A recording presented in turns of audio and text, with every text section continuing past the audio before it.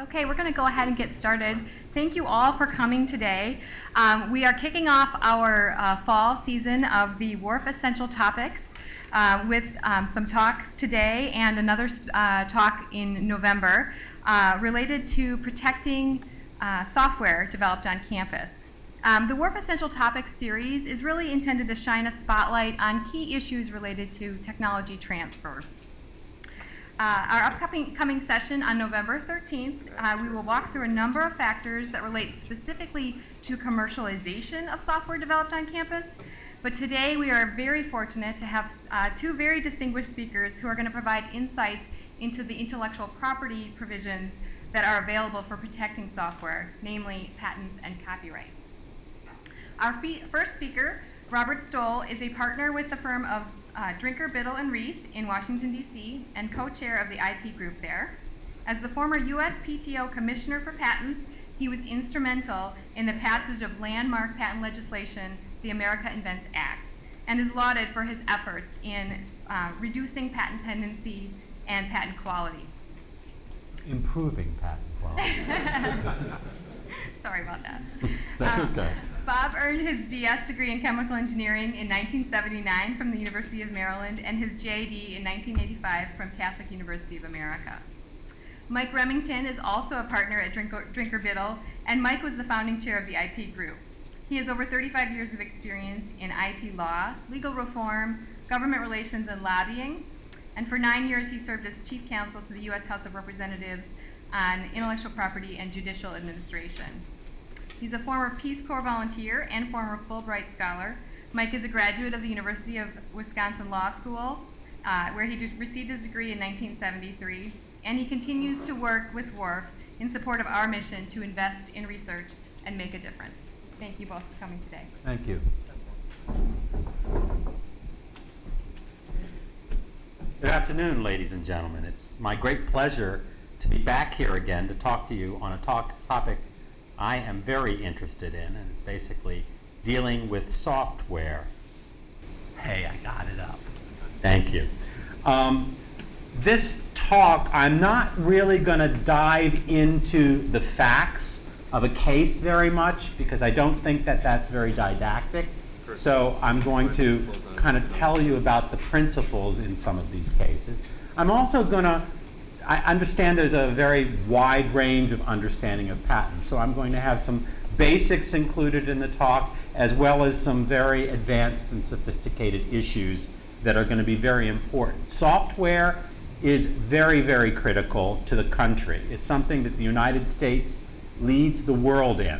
We have major software companies in the United States who produce software that's used everywhere in the world. You'll find that it's in everything. It's in cars, it's in chemical plants, it's everywhere. So it's pervasive, it's very important, people feel very passionate about issues related to software. I am going to focus more on the patent part of it.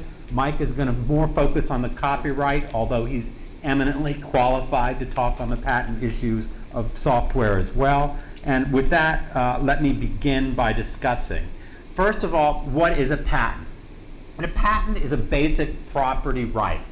And what it allows you to do is it allows you to exclude others from making, using, or selling the patented invention for a period of 20 years from the filing date in exchange for providing the knowledge of how to do it to other people. So it's a bartered agreement with the government. It doesn't give you the right to exercise it. For example, I don't think the government would be very happy if someone found a very simplified way of making a nuclear bomb, and I think that they would not permit people to use that type of thing, but it would prevent others in the United States from making, using, or selling. So there are restrictions that are put onto it beyond the fact that you have invented it. The barter part of the agreement is you teach others to do it so that others can either invent on top of that, adding more information to the system, or void around it, or take a license. But the information is what's important. The continued stimulation of the economy through improvements is why the government allows the person who has spent much time to file the application, understand it, know it, and then try to reap some benefit from it. So it's a very important agreement. There are many different types of patents.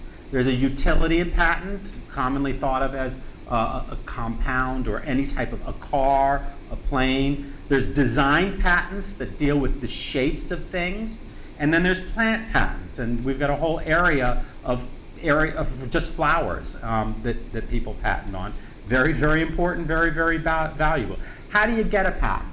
Well, you reduce to practice constructively or actually an invention, and then you file it in the Patent and Trademark Office, and the process begins. So you begin that, and you begin prosecution.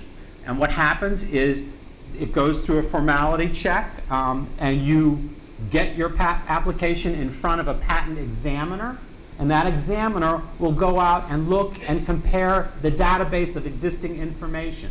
And the Patent and Trademark Office database is probably the most extensive database in the world, even including the CIA and the FBI.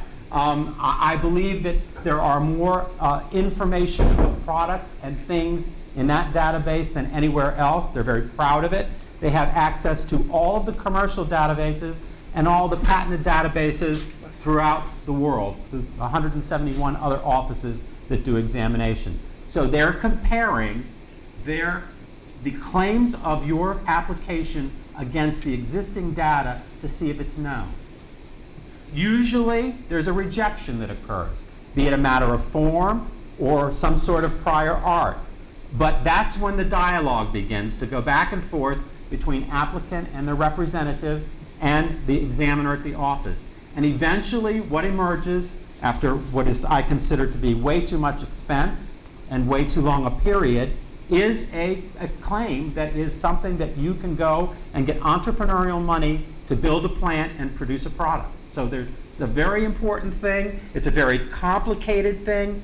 It's extremely expensive. The wording and language of the claim is extremely important. An indefinite article is substantially different than a definite article. Just by pointing that out to you, I think that if you've got something that's extremely valuable, you want a patent attorney to help you draft the claim. And the claim needs to be bounded so you clearly understand the limitations of what you're claiming and what can be done to go around that particular claim. So it takes a long time, it's technical, it's legal, it's very valuable, and it's very important. And it's not to be thought about lightly. The requirements for a claim. A claim must be useful, non-obvious, and novel to meet the statutory requirements. The idea of useful is something having utility. Another piece of this is statutorily 101. Non-obvious means that although it's not directly anticipated, someone skilled in that particular art would not have thought to come up with that combination. So it's got to be something outside of that. You can always use declaration evidence. You can use extraneous evidence to provide to the examiner that something is not obvious, but that is a critical piece of being able to get your claim. So those are the statutory requirements. There are 4 eligible subject matter categories. They're processes. Claims can be processes. Chemical processes, baking processes, all different types of processes. They can be a machine, an automobile, a pen, anything. They can be an article of manufacture, some sort of new alloy can be actually done in that manner. They can also be a composition of matter, a new composition. Now, there are some limiting examples of claims that are not directed at one of the statutory categories. The first one there is a transitory form or a signal transmission, a signal that goes from the Earth to a satellite, for example. When I get breather time in my busy day, I'm going to be fighting on this subject matter. Because if I go back and look at all of the different requirements, I think a signal actually, even though it's transitory, meets those requirements. It's useful, it can be non-obvious, it can be novel, it can have an extremely important tangible effect. And I think that that's not the area that we should be excluding. So I am going to involve myself in the policy of transitory signals. A naturally occurring organism is another area that you're going to find there's a lot of differences on, and that's not statutorily patentable. A human per se, a legal contractual agreement between two parties, and a game defined as a set of rules. So these are examples of things that cannot be patented. Let me also add in that there are judicially created examples. The Constitution is an originator of patent claims. The Constitution, our Constitution of the United States, is really a basis for patent. Article 1, Section 8. We actually, to promote the useful sciences, we have now created a patent system in order to meet our obligation. So our founding fathers thought patenting was so important that they put it into the Constitution. It gets modified over the years. Statutes explain that meaning, and judges, in their cases, clarify the subject matter. So judges have now made determinations that certain areas should also be excluded. Abstract ideas, laws of nature, and natural phenomena. Abstract ideas are mental processes. They're not patentable subject matter. Laws of nature, E = mc squared, not patentable subject matter. Natural phenomena, wind is another example, not patentable subject matter. A claim that is limited to a particular practical application of a judicially recognized exception is eligible for patent protection. So there are caveats to this that I'm going to fill in as we engage in the discussion. Software patents generally. Well, software patents is an unusual thing. There is no classification in the United States Patent and Trademark Office for software. Software is distributed across every class. Everything in the Patent and Trademark Office contains some software in some of the cases that are involved in that particular area. Business methods are specifically defined in certain areas. It's in Class 706. But software itself is defined more broadly than that. I believe that a lot of the issues that arose from software, and business methods for that matter, came from a case that was called State Street Bank in 1999. What happened in that case is the courts determined that business methods were patentable subject matter. Now, I will acknowledge to you that the Patent and Trademark Office, for as long as I can remember and even before, had been patenting business methods. There were, for example, advertisements around the sign-in book for a hotel that was patentable subject matter early on in the 18th century.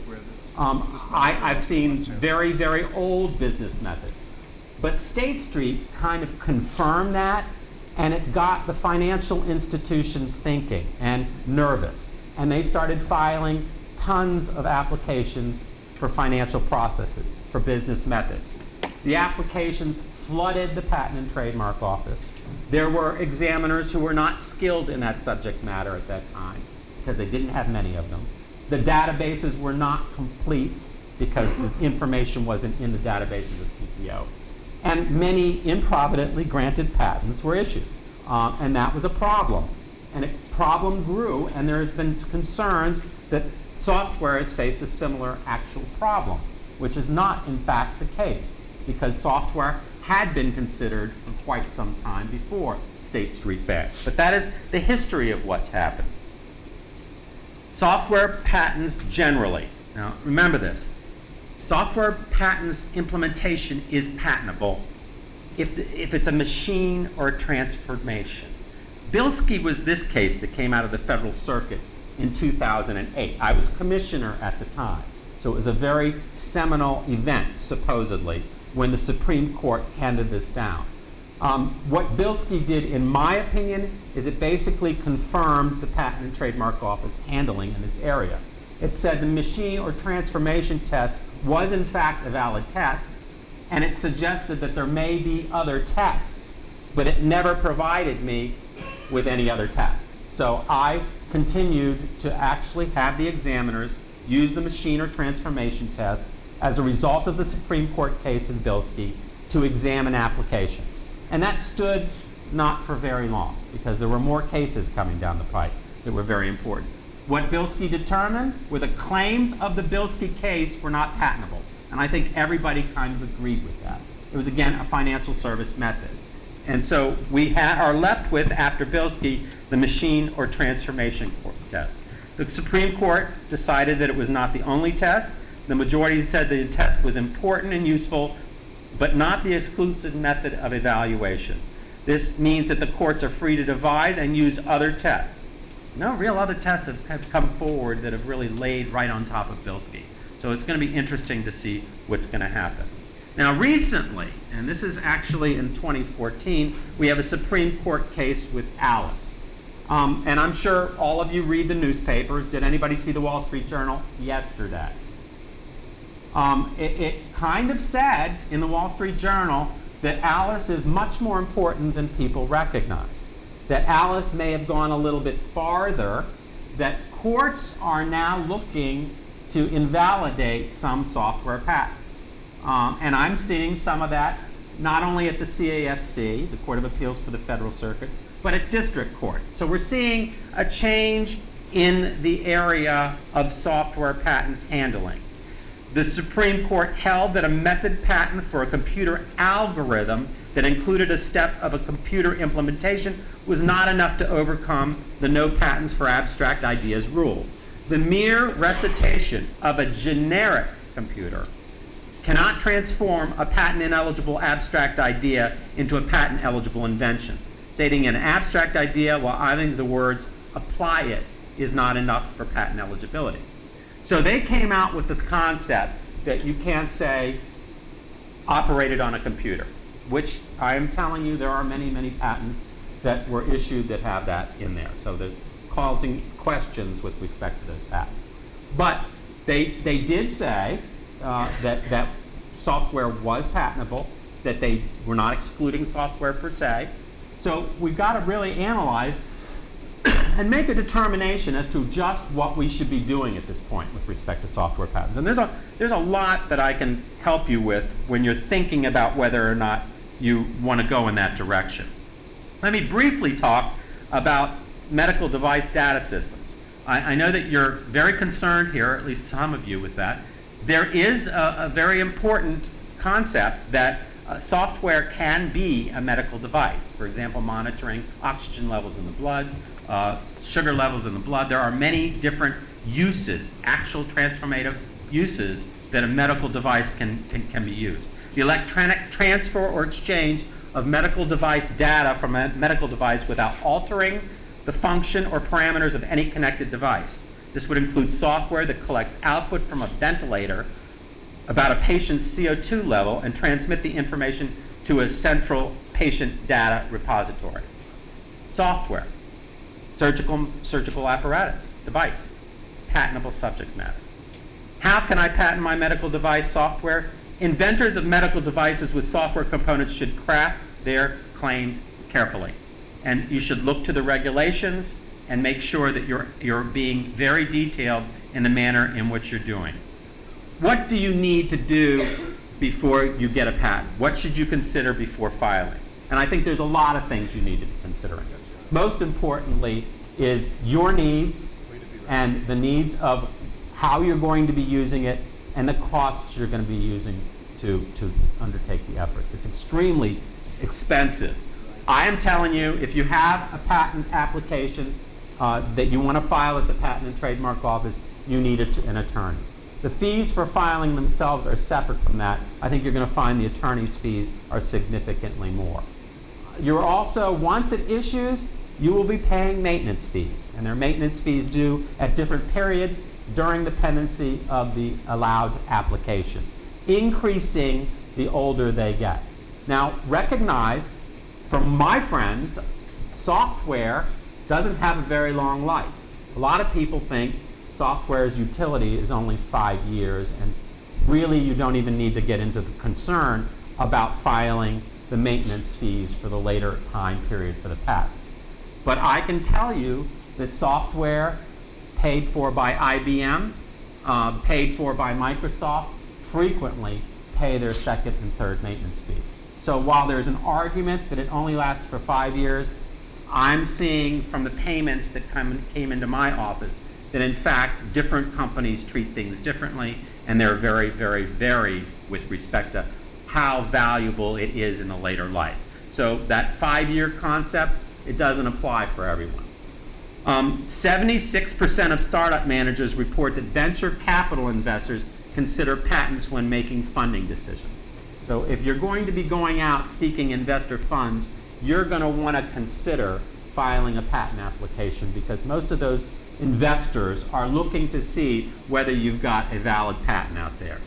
On the other hand, as I said, it's expensive and time-consuming. Consider expense, commercial worth of the invention, time and effort for the patent prosecution, and your IP protection strategy. Do you also need copyright or trademarks? You might. I mean, that may be another way to protect your information. Trade secret is also an area which is very much becoming important, and there is federal trade secret legislation currently pending in the House and the Senate. So you want to look at that. Do you need to protect your invention in other countries? And my answer to that is absolutely. If you are doing business in China, whether you're doing business in China or not. I mean, that is just the rule of thumb. So I don't think you can limit your patent protection or your ideas for protection just to the United States. Exports are extremely important. Other markets are extremely important. You need to really think about where and how you want to protect your information there. So let's talk about that. We've got changes now coming down with the Alice case, and we know that software has to be handled in a somewhat different manner. We also know that it's evolving. We've got software considerations, I'm sure, that will be at the courts for the next 10 years at least.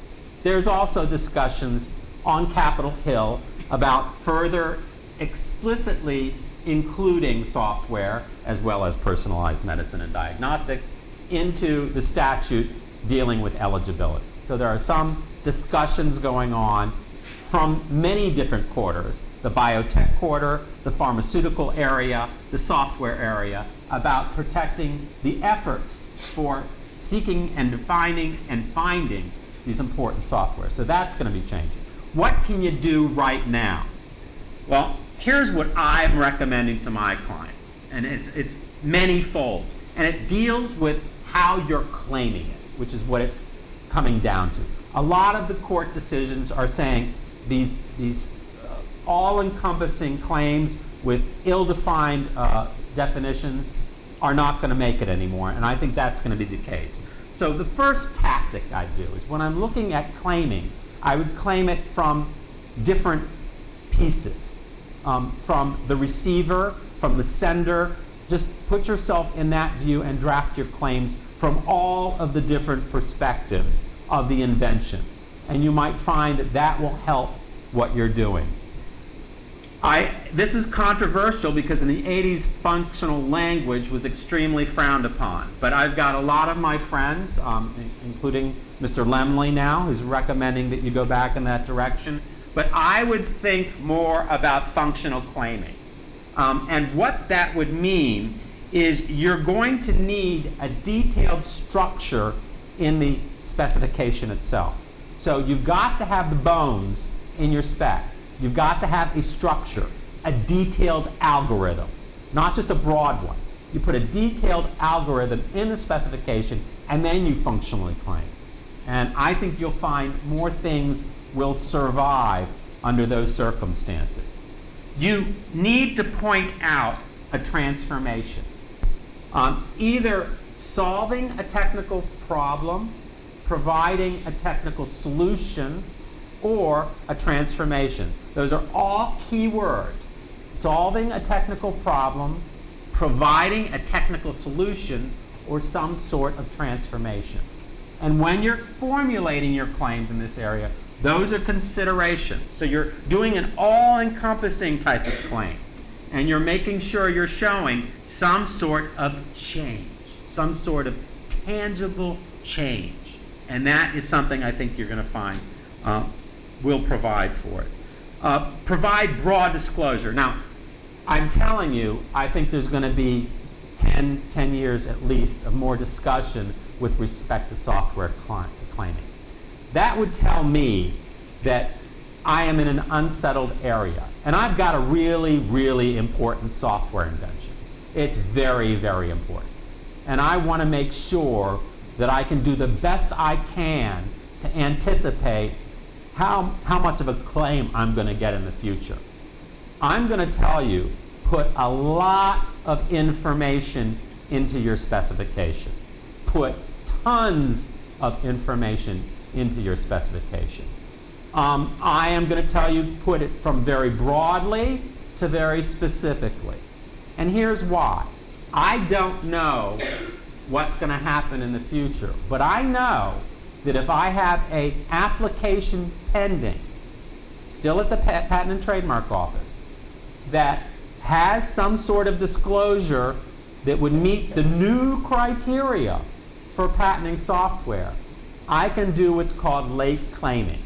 I've still got something pending at the office. That doesn't mean I haven't got a patent. Sometimes I can take claims in an original patent and before it issues, file a continuing application on another aspect of it. Now, I am not telling you to undertake prosecutorial latches, which means, sitting on your rights and trying to intentionally not let anything issue, intentionally delaying the Patent and Trademark Office. I'm saying claim different aspects of it in different inventions and pursue them that way, whether through continuations or divisionals. As long as it's pending, you can, when a new court comes out with a new Alice or new State Street or new Bilski, narrow down the claim of your specification to that particular aspect that they've now said is patentable subject matter and claim it. And I think that's a very important thing to do. I've seen this abused in certain circumstances. Sometimes when there's a standard setting organization, an SSO, that gets together where different companies try to set up like 3G or 4G, and everyone is required to note the applications or patents they have related to what eventually becomes in the standard. Some folks try to sit out and keep things pending until the standard is set, and will do it for up to close to 20 years, recognizing that if they can claim the standard, they are going to reap quite a bit of benefit because everybody will be using it. There are problems with that and with latches that can occur based on that. What I'm saying is you keep processing different aspects of the application as you go forward and not run into an abusive piece, but use those techniques to actually keep your application pending. There will be more changes. I've got some good friends on the Court of Appeals for the Federal Circuit. They are not happy with the way the Alice case came out. Nobody's happy with them either. When it came out of the Court of Appeals for the Federal Circuit, there was a 7-way split, which tells me they weren't doing their job very much either. But it also necessitated the Supreme Court taking the case. Don't just look at what's happening with respect to software either. There are other cases out there. For example, Prometheus, which is a Supreme Court case, and Myriad, which deals with gene sequencing. Prometheus has some aspects of software consideration in the discussions. The Myriad guidelines, which I'm telling you right now, apply to the software issue at the Patent and Trademark Office, will in fact be withdrawn. There was a hue and cry about the entire inclusion of everything under the sun that they were trying to exclude from patentability, and the PTO is going to change their position on that based upon comments by the public. So I think that that's very important. But these issues are not limited to software. The issues of patent eligibility are really trying to curb patent for these type of emerging technologies, which I think is a mistake, but that's the way our courts are handling it this month. Let me briefly talk to you about different resources at the Patent and Trademark Office. You can go and look at the website for any help you have. You may need for protecting your patent, and there's an inventor assistance. I think that our hosts will be providing this information to everyone so that you don't have to take notes here. But the PTO is a fantastic source, as is WARF, for information you need to be able to make intelligent decisions. There are ombudsman programs at the Patent and Trademark Office that permit you to call up and say, there's a problem with the matter of form here. I'm a little troubled by these rejections. Could you help me out? And the ombudsmen are very responsive, so you're going to find assistance there. And these are the information. I said protect your invention internationally. I think that's key, too. You're going to find that China is patenting software left and right. It's one of the things they're very capable of doing. Software can be created anywhere. I mean, people are unfamiliar with the concept that Estonia is well known for BitTorrent and Skype. They originated there. So it is something that you can find anywhere, and it means that you need to think about your entire worldwide protection for software. And I'm going to leave a lot of time for Mike and for questions at the end, so I'm not going to continue at this pace, and I look forward to trying to help you with your particular questions. Thank you. Yes.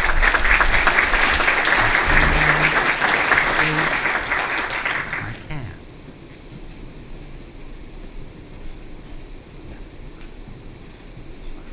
How's that?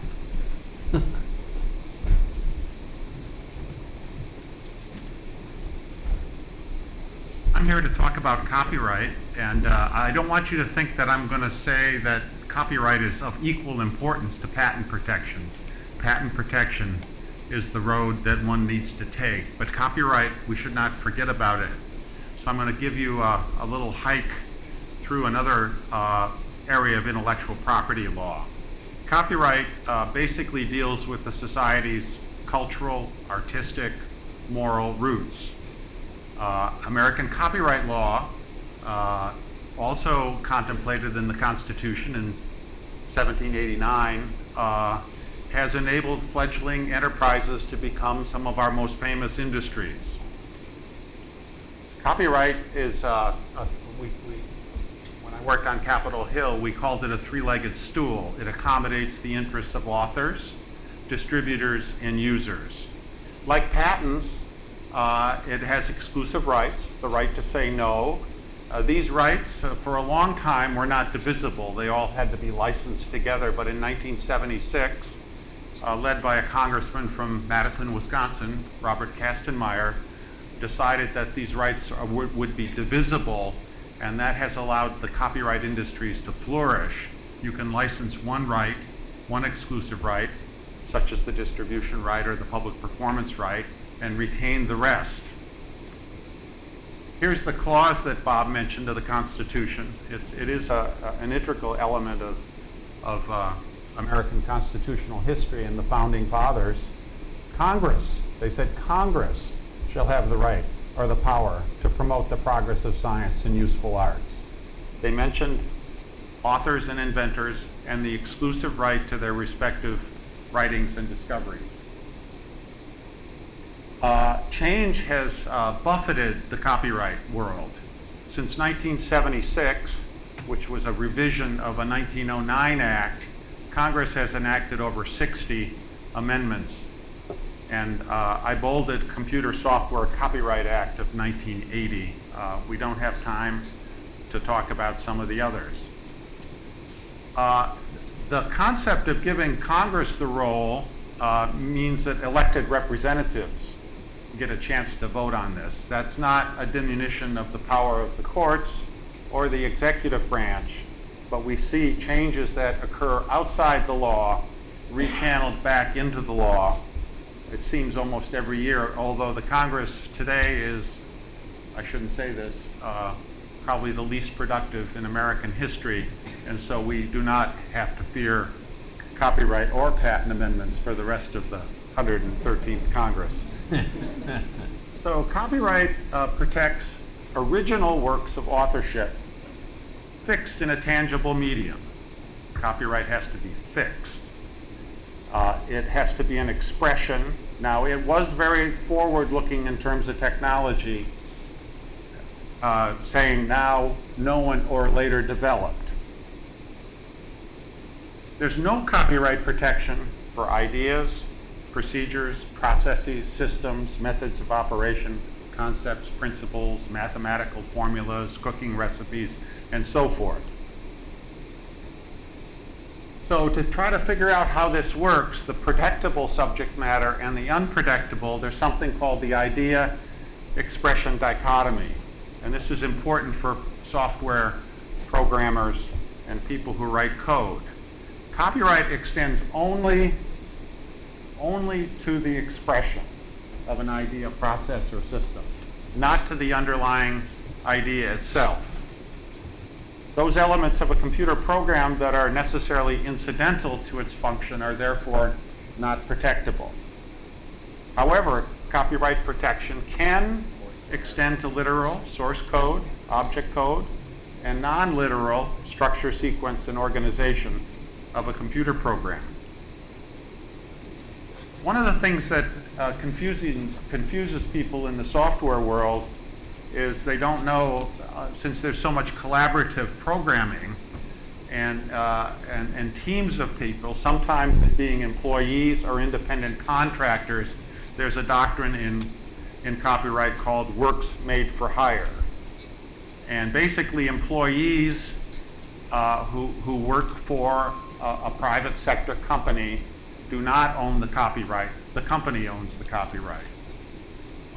In our law firm, since we're partners in our law firm, I always strike, and you'll see this at the end, when somebody puts C in a circle, drinker, biddle, and wreath, I just strike that out and I say Michael J. Remington. Now, I don't expect you to pay me royalties or anything, but it's my copyright because I'm not an employee.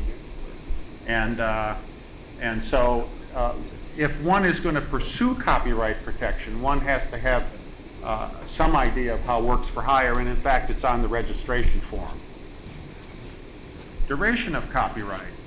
Bob talked about 5 years is enough. I remember meeting Robert Noyce in the early 1980s, the co-inventor of the integrated circuit, and we asked him how long he thought integrated circuits should be protected, and he said maybe 2 years. When Congress passed the Semiconductor Chip Protection Act, they got 10 years. But copyright is life of the author plus 70 years. For joint works, if you have a team, life of the last surviving author plus 70 years. Now, I'm sure some of you think, why in the world would you want to protect computer software, which has a 5-year life? For life of the last surviving author, say the programmer was 25 years old and lived to be 75, that's 50 years, plus 70, that's 120 years protection for computer software. I'll get to that, I'll tell you why in just a couple slides. To get a copyright, you don't have to do any of the work that Bob mentioned for a patent.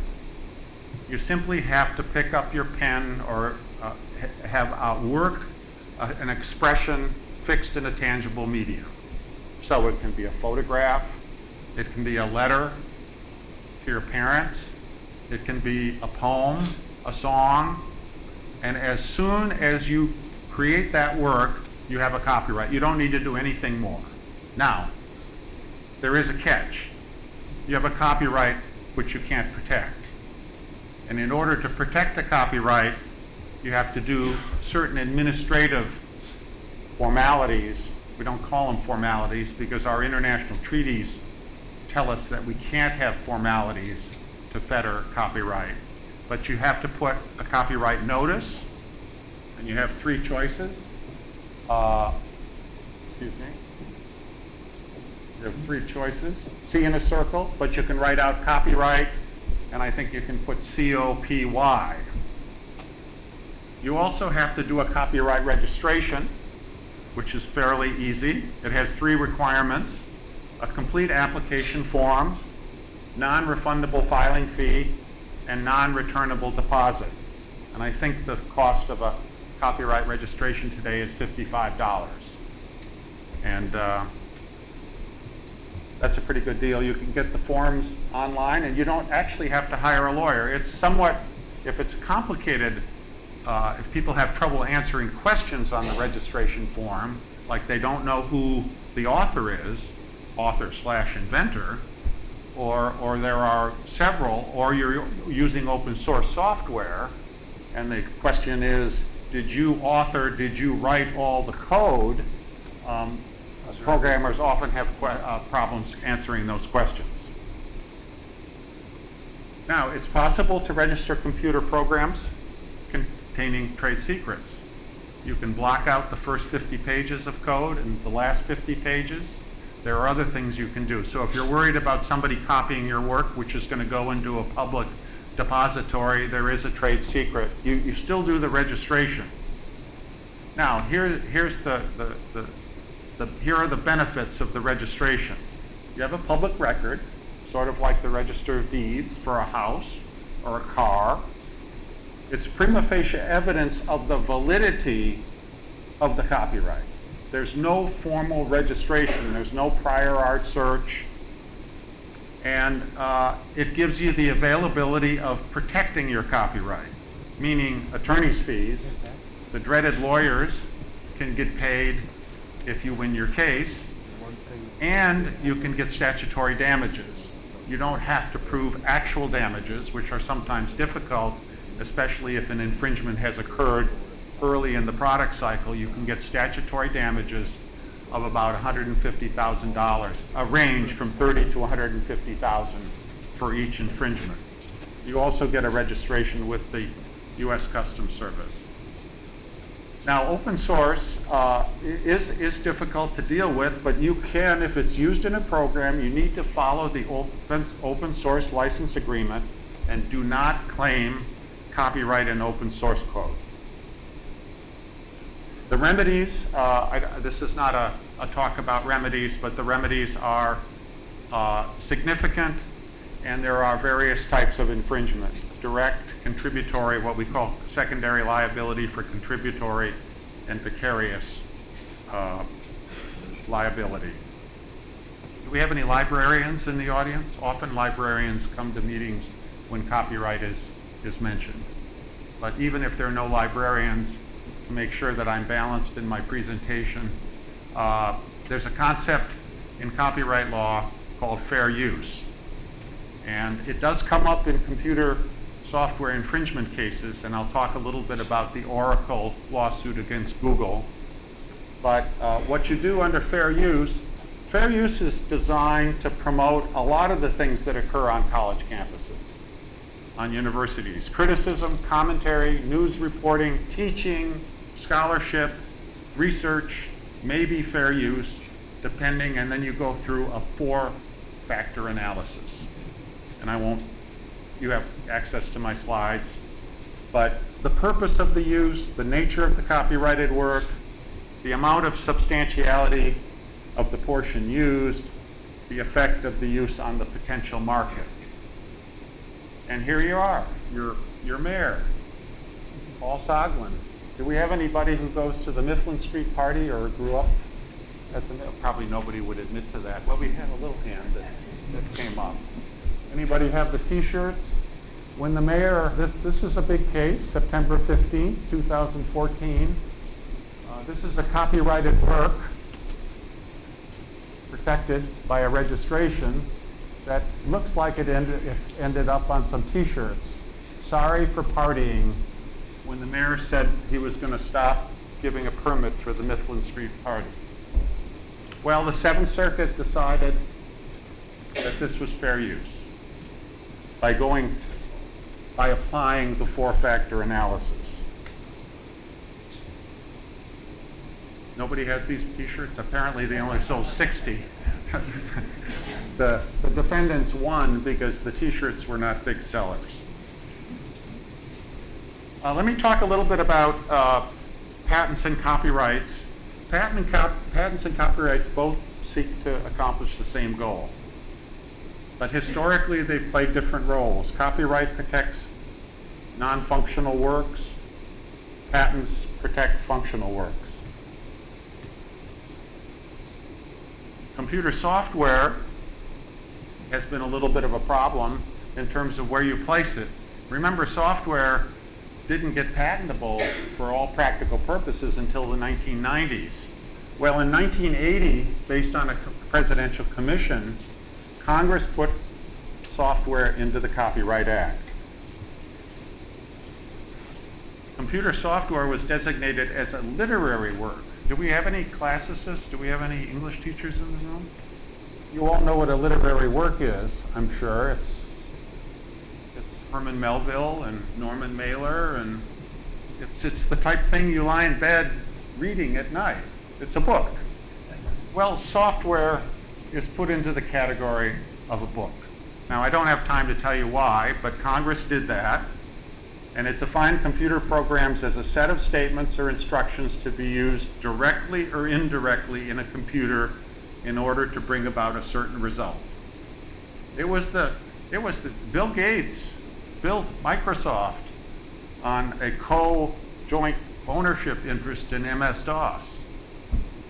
And many software companies were extremely happy to protect their works during the 1980s through copyright. But as Bob mentioned, in the 1990s, in response to judicial decisions, patentable subject matter for business method patents, software, and so forth gravitated to patents. And in 1990s, many patents were broadly drafted to incorporate ineligible abstract ideas. Bob's covered the Alice case. We still don't know the effect of the Alice case, but we do know that the Supreme Court has been weakening patents. There were 6 patent cases the last term, and 5 of them went to weaken patent protection.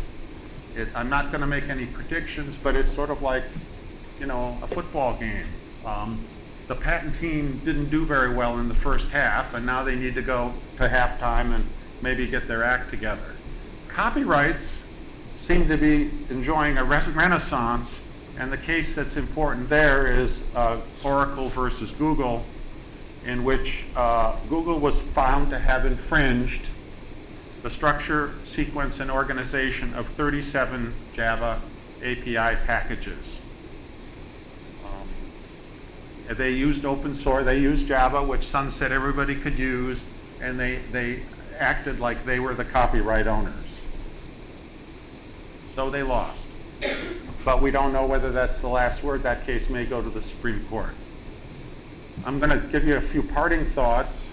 All inventors are authors. Most inventors write not only code, but they write articles and they do things. So there is a close symbiosis between inventors and authors. The digital revolution has challenged us in the way we approach copyrights and patents. The courts are sending some fairly clear messages. We've gone over those. Open source is important.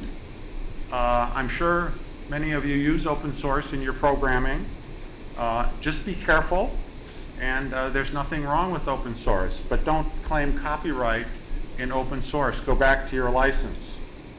Copyright is certainly conducive to promoting progress, collaboration, and sharing knowledge. It's entirely consistent with the university mission.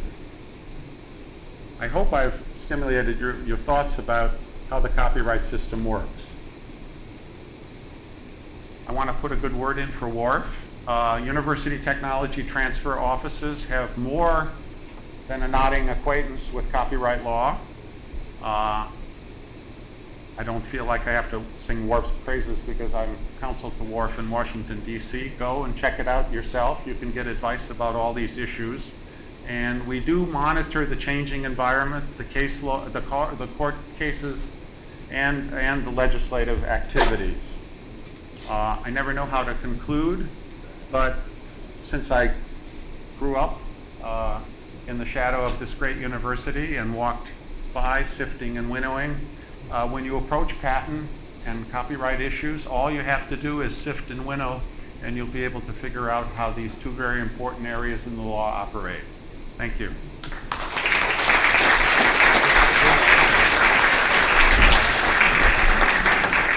Keep that shot. So we do have some time for questions, and so I think we're going to walk around with the microphones. If you just want to raise your hand if you have a question, and maybe wait till the mic gets to you before you start asking. Hey, so what do you mean by don't claim a copyright for open source? I think every open source project I've ever used or worked on specifically has a copyright notice in the license. So that seems at odds with what you just said. Well, there's no claim in copyright. There's a question on the registration that asks whether what you're, you could put a proviso in there in your registration and simply say there's open source, where it is, and so forth. The expression that you're asking for protection under copyright is the original expression fixed in a tangible medium. And I guess you could go and look and read the Oracle versus Google case. What Google did is it used JavaScript and literally copied it and then stated that they owned all the code. And that they lost.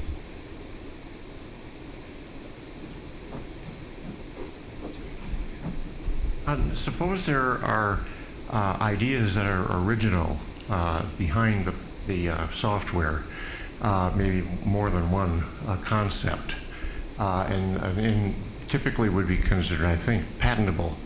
And someone writes a program implementing those ideas.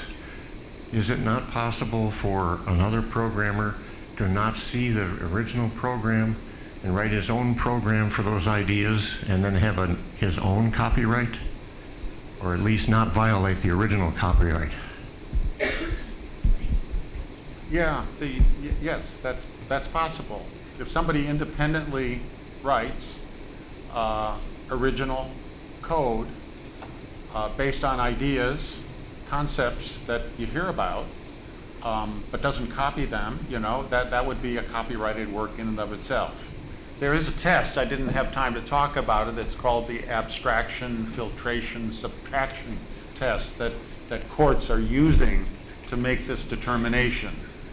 But you see in the music industry all the time, you can't own West Side Story, you can't own a love song, but you can write and have a copyright in a song about love, if it's original.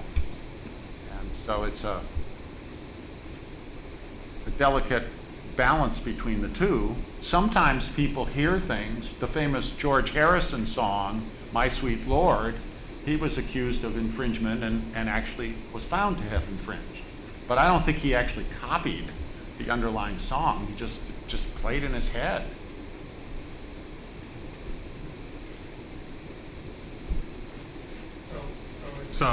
It's widely presumed on this campus that the university doesn't take a work-for-hire position. Now, is the proper interpretation of that is that even though they have the right to a work-for-hire, they choose not to claim ownership over works for which there is no federal funding. In other words, because of Bayh-Dole, patents have to go to WARF. But does the university have a work for hire and they choose not to accept it, or have they foregone that right of having a work for hire? I may need a little help from WARF on this one, but I think they've foregone the right, and each university has different practices in this area, as you know. But I think they've foregone the right. I do know, somebody told me that the copyright principles followed by the university were written in either the early 1980s or the mid-80s, and have been they're renewing them or re-examining them, and all these technological changes have occurred and new areas of expression, including software. Yeah, we have, it's called GAP 27, which is a UW system policy that work or hire faculty, staff, and students own copyright material, and there are some exceptions to it. So I had a comment or question.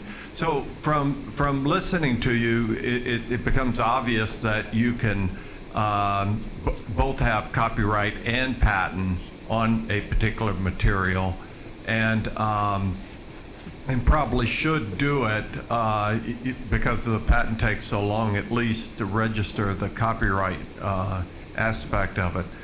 But you can have copyright on open source, but I assume you can have patent on open source if you're doing something novel with it in a new use. Is that correct?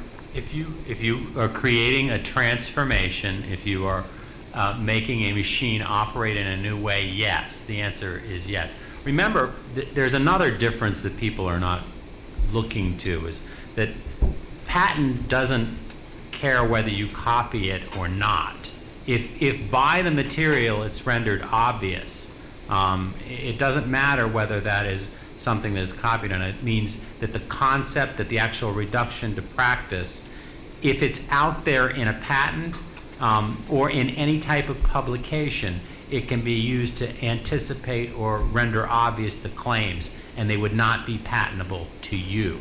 So unless that underlying code that is out there already performs a function that it's currently performing in your patent, that is imparting patentability to it, it wouldn't matter. It doesn't matter. If your claim is doing something different than was done before, you get the patent. And your analysis on being able to get a patent and a copyright is right on. Yeah. I would like to say copyright protection, I don't want to leave the audience thinking copyright is the way to go in all circumstances. It's a very thin protection. But I think that many programmers and software people in industry are pursuing copyright and patent. Yeah. Do the rules of plagiarism apply the same for software as to music or literary work? Well, it's one of the it's one of the exclusive rights is making reproduction, and plagiarism is close to a reproduction of aspects. Now that's when fair use comes in. How much did you take? How much did it affect the market for the underlying? So, but by the way, the Oracle versus Google case will go back down to the district court to be determined on fair use, because they did not decide that, and Google will obviously put on a strong fair use case. So I think we're about out of time, so I'm going to wrap up. We are going to have a reception outside following this panel, so please come and join us, and I think that our speakers will be available to answer a few questions. And one last pitch for the second talk in this series, which will be happening here on November 13th. Thanks very much. Thanks.